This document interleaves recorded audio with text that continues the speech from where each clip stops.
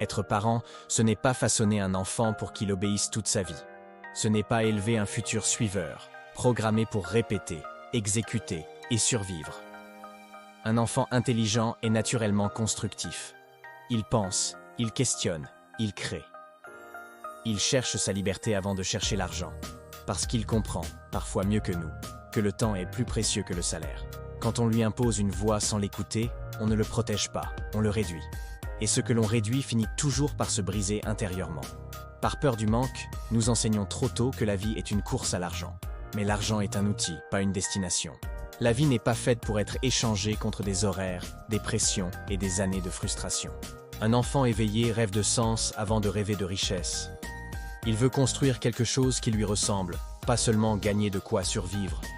La vraie réussite, ce n'est pas combien on gagne, mais ce qu'on devient sans perdre sa liberté. Parler avec son enfant, ce n'est pas perdre son autorité, c'est lui donner une direction.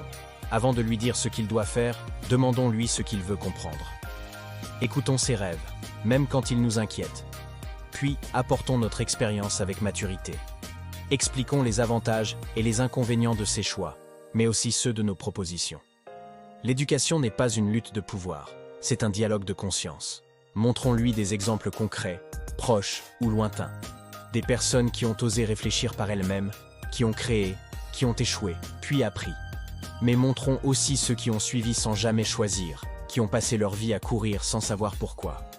Ces histoires parlent plus fort que les ordres, parce qu'elles montrent les conséquences réelles des décisions.